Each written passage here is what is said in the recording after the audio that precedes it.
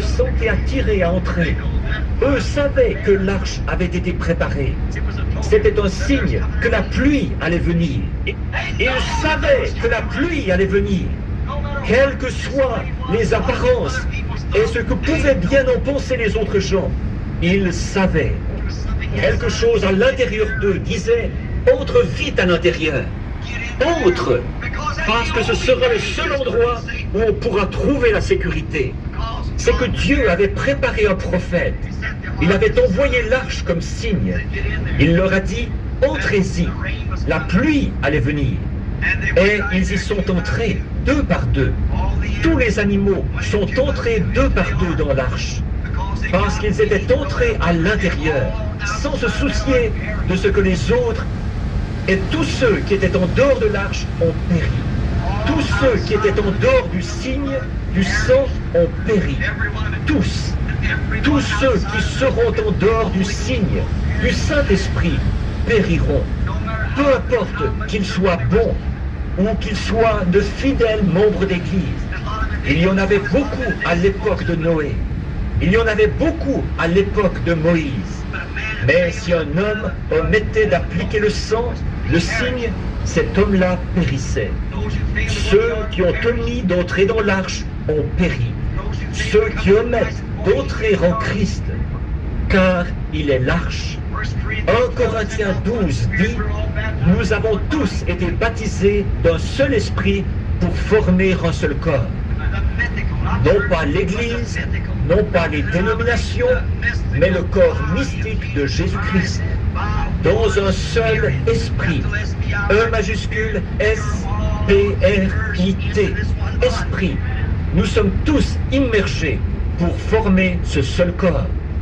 Alors le signe est sur la porte, car vous êtes en Christ.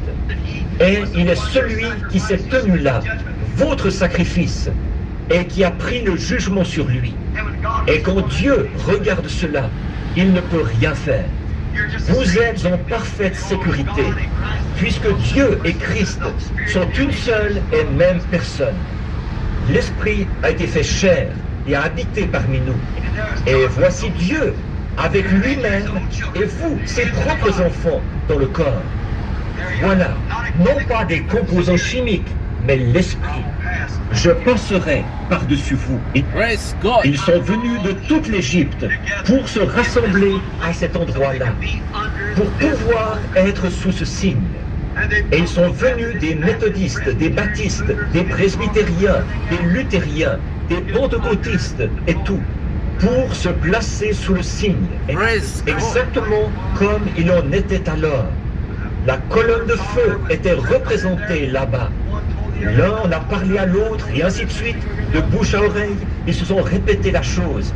Et bientôt, ils ont tous commencé à venir. Ils ont commencé à venir, et ils ont observé le signe de Dieu. Ils ont dit, le jugement est proche. Alors le prophète a dit, Dieu m'a parlé, il y aura un signe, vous mettrez du sang sur la porte.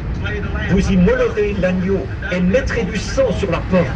Et ce sera un signe, parce que la mort va bientôt frapper. Permettez-moi de vous dire quelque chose aujourd'hui, en tant que son serviteur. À moins que le signe ne soit sur la porte, la mort spirituelle frappera. Et toutes les églises sont en train de se diriger vers le Conseil mondial des églises. Elles retournent toutes au catholicisme. Et seuls ceux qui sont vraiment nés de nouveau resteront en dehors de cela. Rappelez-vous, pas vos dénominations pentecôtistes, parce qu'elles en font déjà partie, montrant par là qu'elles sont mortes. Elles ont péri, elles ont sacrifié, elles sont retournées en arrière. Elles l'ont mis à la porte.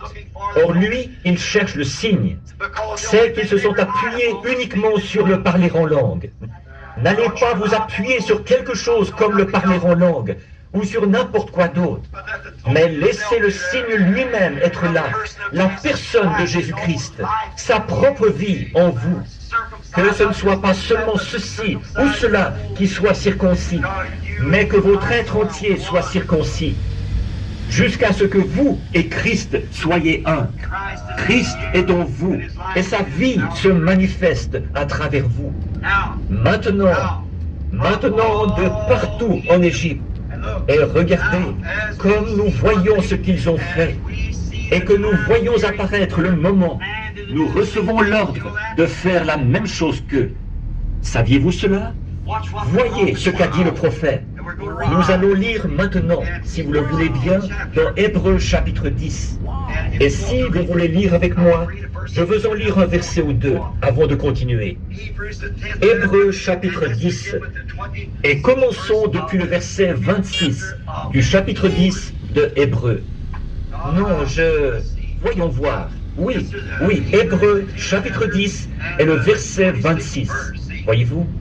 Car si nous péchons volontairement après avoir reçu, voyons voir, est-ce que c'est bien cela? Oui, c'est ça, oui. Si nous péchons volontairement après avoir reçu la connaissance de la vérité, il ne reste plus de sacrifice pour le péché. Mais une attente terrible du jugement est l'ardeur d'un feu qui dévorera les rebelles. Regardez bien, celui qui a violé la loi de Moïse meurt sans miséricorde, sur la déposition de 2 ou de 3 témoins. De quel pire châtiment pensez-vous que sera jugé digne celui qui aura foulé aux pieds le Fils de Dieu, qui aura tenu pour profane l'alliance du sang par lequel il a été sanctifié, et qui aura outragé l'Esprit de la grâce qui est venu du sang. Vous, ministres de l'Évangile, membres d'Église, hommes de bien, hommes de haute moralité, qui que vous soyez, si vous savez que Dieu vous a délivré de la cigarette, et vous, femmes, si vous savez qu'il vous a délivré du port des shorts et des cheveux courts et tout, si vous savez que c'est lui qui l'a fait, mais qu'ensuite vous faites demi-tour et l'outragez, que vous tenez pour profane le sang de l'alliance qui vous a sanctifié et vous a amené jusque-là. C'était pareil dans le cas des espions. Si après cette